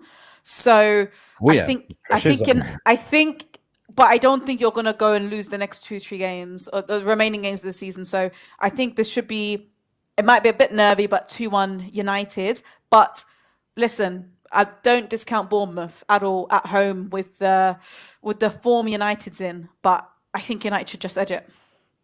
Yeah, thank you. 2-1 United. John Sinclair as a neutral. What do you think? I know that we are chasing you toe-to-toe for the third spot, but Yes. be as neutral and objective as possible, John. Yeah. Excuse me. For me, I think it's going to be a tough game. I can see goals in this game. I think I'm going to say 2-2 in this game because I think Bournemouth will make it tough for you guys. You need to win this game if you want to have any chance in getting top 4. And I hope you do. I hope you get top 4, to be fair. But at the end of the day, right, I mean, Bournemouth will make it tough. They'll make it really tough for any team that goes to Vitality, but actually 2-2. Sorry, Mick. I'd love to be proved wrong. No, you don't. No way, I'd love no to be way. proved 2-2. wrong, but I'm sorry, but I'll have to go 2-2. Hey, Jarvis, you know Yeah. where he postbox lives. Listen, Mick. I can't have you winning this game. I know, at the end man. of the day, I know. we gotta get- we want Okay, Champions League back. we're clipping John, this. one question. just- Would you rather have Liverpool or United in the top 4? Well, I'll tell you what, I've got to be careful because I've got me chat as well that follows us on my channel. For me personally, I think I'd rather have United because I don't like Jurgen Klopp that much. I'm sorry. Don't listen to watching. I don't like him. You But I don't? love your channel, my guy. Yeah.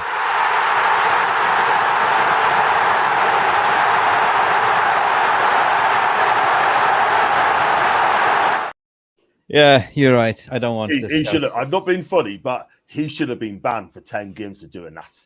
Yeah. Sorry. All right then. Let's go. Jarvis, we already said our score prediction. I want goals. We need to catch up on the goal difference. 9-0 Manchester United. Let's go. 99-0 for me. No, I think it will be 4-1 Manchester United. You, Yeah. Jarvis? I had the 3-1. 3-1. Cool. All right. Moving on to the next game. What are we talking about? We're not going to cover Liverpool, Aston Villa. We're going to say, let's talk about Liverpool, Aston Villa. What do you think? Quickly. Colleen. I think just because they're at home, Anfield tax, I think it'll be 2-1 Liverpool because they've now just found a bit of form. Too little, too late, in my opinion, for top 4. But I think they'll push until the end. It might just be a bit much for Emery. So I'm going to say 2-1 Liverpool. Well, it's your ex-coach. Good evening. So I think he will actually make 2-2, I think, at Anfield. I think so. John? Maybe. For me, Aston Villa's got one job, and that is to win at Anfield tomorrow. That is it. Do that, we'll be Champions League. I've got a feeling this game could. I said 2-1 to Liverpool on my show the other day. I'm going to change my mind. I'm going to go once each. 1-1. 1-1. Brother, now we are good, actually. Now we are good. Like, you know what? Now I love you back. I agree with you. Thank you. Thank you. Jarvis. Yeah, you agree? you know I'm a pessimist, and you know, Aston Villa has nothing to play for, and Liverpool has everything to play for, and they look on fire at the moment. So I think it will be ugly. Maybe 4-0 or at least 3-0. I go for Jurgen Klopp to pull his butt cheek as well, hamstring. 2-2. I go for. And you know, Unai Emery is not to be underestimated, and like the way he's playing this season, big up for coming in as well. So I believe it's going to be fun. We are going to move to Colleen's team. Colleen, do you think that the chance is gone to catch City now? You're playing. Oh, yeah. Second. Yeah. Oh, I'm not even. I mean, we've secured seconds. Yeah. There's nothing to play for, really. I mean, that's not the message I send out to the boys. Don't get me wrong. You should be winning every single game, regardless. But the chance for the title's gone. But if anyone knows Arsenal, like I know Arsenal play their best football when they're not under any pressure and playing for nothing. And that's why I think they're really going to show out against Nottingham Forest and potentially send them down to the Championship. Although they're fighting for their lives, Arsenal play their best football when no one's expecting them to do anything, not to challenge for anything, nada. And that's why I think Arsenal will rise. De nada. What's the score? De Zerbi. 3-1 Arsenal. 3-1 Arsenal. Going to John Sinclair. Johnny boy. I think Arsenal will win that. I know Forest are in good form at the minute. They're good at home. Arsenal, they just go out with pride now. I think Arsenal win that because there's no pressure on them before. I expect them to win. I'll say 2-0 to Arsenal. Nah, they would thrash him, I think. Big up Ashton. Big up Books as well. That was in there before, one of the regulars. Going to the pessimist, Jarvis. Yeah, I think Arsenal will win very easily. 2-0. No, I think 3-0. That's to be honest, right? I think so. 3-0. I'm giving Colleen her roses 3-0 actually. Clean sheet. Then we have one game left. I think actually Manchester City is playing Chelsea. Ooh, that's a tough one. City win the title this game. They confirm it against Chelsea at home and embarrass Frank Lampard and Chelsea. I thought Arsenal embarrassed them at the Emirates, but honestly, that was nothing in comparison to what City's going to do. City are going to embarrass them and win the championship in style. 4-0, 4-5-0, I think. Chelsea are awful.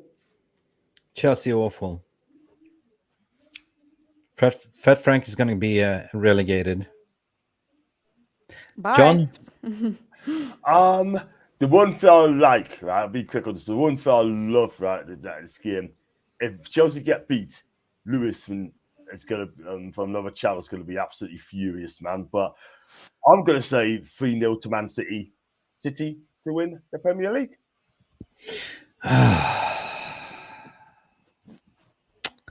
You know, somebody asked me. Sorry, mate. No. Somebody asked me, like, you know, Mick, who do you want to win the league, Arsenal or City? And you know what I responded, John? I said, well, it's just me being on trial, and the judge is asking me, you know, how do you want to die? You know what I mean? Choose your death sentence. You know, so it's equally. But you know what? For me, it's City wins the league. It ain't matter because we don't feel it, right? Everything is limited offense. I don't know. Can they get the treble? If they get the treble, it's not that they're breaking our record. It's pretty much they're equaling. But anything can happen. FA Cup, you know, hopefully Inter will stop them in the Champions League, but it hardly looked like they can. Do you know what it is, right? I mean, I love Serie A. I love Italian football. Yeah. And I hope Inter But win it. I really want Todd Bowley's 400 million investment to work on Sunday. That's what I'm saying. Please. And So that's kiss. keep that drum roll going. So maybe if they lose, maybe if you guys, Arsenal, can find a little bit of a miracle. Because it's football. Anything can happen, Colleen. City are not losing 3 games. No, I don't know. That's not happening. Sorry. That's not happening. Now I see this going to City. Demolition 3-0 City. Jarvis. Yeah, I think they're feeling really secure right now, and you know, they have the Champions League and the FA Cup final to look forward to. So I don't know how you know, the question is the Pep roulette. Is he going to like change too much? And maybe, but I think they will go into a cruise mode and just win 2-1. Wicked. Guys, finally coming to the final game of this fixture. It is Newcastle Leicester. Leicester is going down. I think they are, right? Mm-hmm. They are fighting for relegation. They will be fighting for your lives coming to St. James's Park. Do you think John Sinclair will be easy for you there? Do you know what it is, right? I mean, if we don't beat Leicester, then we have got a serious problem. But the way we're playing at home, it's going to be easy work for us on Monday night. And I'm sorry, Leicester fans. I mean, I would love to stay up, but not at our expense. However, I think we're going to win this game. I'm going to say an easy 4-0 to us. I think it's going to be goals in this game. I reckon we're going to start well. We're going to get the goal in the first 10 minutes to ease the nerves. And I'm going to say 4-0 Newcastle. We are that good. And Champions League, here we come! Congratulations. I think, you deserve it, like they say. Deserve it. You know what I mean? 100%. Listen, there was a gentleman here that could not be on, but he's got a message. 4 games left. That's it. 4 games. Okay? 4 games. That's it. Get out there. Bruno give you the ball. You score. Simple.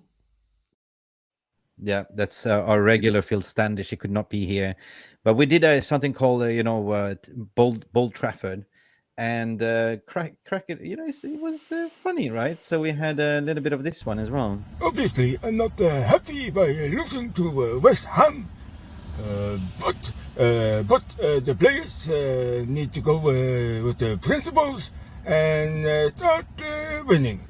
Where's Weghorst? Where's Weghorst? Big up Weghorst. He was a player that didn't work out for us. We needed bodies, but he hasn't scored yet in the Premier League. So yeah, if he scores 1 goal, that's a good return investment for Weghorst, to be honest. But yeah, back to Burnley or Besiktas or wherever he goes. Yeah, big up. Listen, it's been a long, relentless season, especially for us United fans as well. We played, I don't know, 55, 56 games. It's been like brutal since the Christmas. It's been an orthodox season with the World Cup in the middle of the winter instead of summer. But it's been toxic on the Premier League and injuries and from every side, right? Especially, 4-1 to Toon. Okay, cool. Colton Toon. So I just want to big up everyone that's been in the panel here as well. I have not been monitoring the chat. It's been, Jarvis's corner over there. But in a way, like I'm so grateful to have this opportunity to speak to, top 4, equally colleagues like in the industry, like John. Big up to you. Everyone that hasn't been on John Sinclair's TV. Brilliant show. Go follow. John, where can they find you, sir? Okay, thanks, Sam, the song. And I do lots of content, so you can find us, I can see on the top, John Sinclair 50, John_NEFC42 on Twitter, John Sinclair TV on YouTube, Facebook, Twitch, and also on TikTok as well. And I do watch-alongs, I do previews, reviews, transfer updates, I do shorts as well. So check us out. I'm 35 away from 5K. So please help us out. 35 away from 5K. And Colleen. Hello. Hello. Buenos dias. Buenos dias. Buenas noches here, yes. ¿Qué tal? Well, it was bien until I came on here and having to fight for my life to get. You got it. Look, we didn't get any player on it. You got it. True. That's true. A lot of Colleen, you won the Champions Rant as well. I think you the quiz. So big up to you. You're the winner today. Yeah. To be fair, maybe it's actually been all right overall. To be fair, I hope you enjoyed yourself, right. Colleen. So yeah, it's been a lot of fun. A lot of fun tonight. A lot of fun. That's what we do here. We have fun. We have therapy sessions. We have win, lose, draw, and we're always here to pick up the mess. And we turn into negatives into positives on this channel. Even if we lose, right, Jarvis? We always have fun, right? So yes, we have always. So, Colleen, where can people find you unless they're not stalking you on the socials? My socials across everything is Colleen Shea, but for football content, I will always be on the Terrace Football Channel and Latte Firm, and on the weekends, Saturday mornings, I am on radio on the Beat London. So you have a few options there. Ooh, so tune into that. Of course, we've seen you were on yesterday with Terry in the top 6. Yeah, big up. Watch the show. Big content. And Jarvis, Bowley 77. It's not told Bowley, I promise you. No, I give you still the honor. Yeah. If they want to find Jarvis, they can travel all the way to Tromsø, Norway, northern Norway. See, it's still light. Still light outside. So it's good. It's good. Never you can find me on Twitter. My name is Bola77, and you can find me on this channel, and you can find me with Nuruddin on the Therapy Army. Yes, and we're going there soon to Nuruddin's channel, Mr. Structure's channel. Wicked. Listen, guys, Jarvis, I'm sorry, I have not checked the comments. There's probably been a lot of people chatting. Big up for all of you. At the end of the day, you as a viewers make the content better because it's your contribution. I know it's Friday. It's late. I hope you've been entertained. It's been an hour and a half. I don't feel like it's been an hour and a half. Hour and 40 minutes, actually. Hour and 50 almost, marathon. So big up to all of you. Thank you so much, Colleen, for coming on. Thank you, John Sinclair, for coming on. And Thank you so much. Yeah, I wish you all the best for Arsenal on the weekend for your prediction. John, I hope you also make top 4. Thank you. Barring that you wish me the same. Yeah, hope you make the top 4 too. Okay, should we make a bet? Who will finish 3rd and 4th?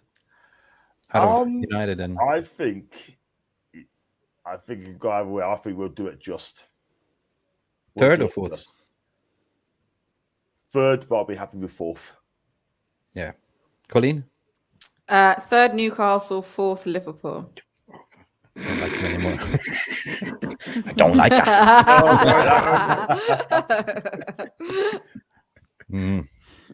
Cocky, save us.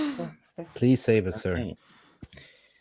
Yeah, we are getting fourth, to be fair, because Newcastle look good and we don't. But I think we will just drag ourselves over the line and get the fourth and get the Champions League, and we will beat City in the final and do a double cup run this season. So we will be back. Let's hear from Erik ten Hag. Hang on a second. I need you to promise me that you'll be on your best behavior. I promised other people that I'd be on my worst behavior. And I gave my word, so... Don't make me fire you. You can't fire me. You're acting manager, not office manager, so you have no firing powers. Don't make me pre-fire you. You wouldn't dare. Watch this. You're pre-fired. And when I'm promoted, you'll be full fired. If you get promoted. And if you haven't fallen in love with me by then. What? Guys, Brilliant. love and like. Hopefully we get new ownership soon, and so Erik ten Hag can get his preferred choice targets as well. And I know we don't have an agenda, Harry Maguire, but it's time to go. What we say, loving this positivity. Thank you all of you for in this chat. We are here for footballing reasons and therapy and bands and fans. So everyone, big up for all of you for coming on. Thank you, Colleen. It's time to go out party. You know, put on your makeup on, like, you know, I'm in the corner. Whoa. No, personally, I'm gonna go and take my dog out for a walk and go for a fluffy walk, I think. But listen, catch you guys soon. Go check out all the channels, follow all the socials, and pleasure. Speak to you guys soon.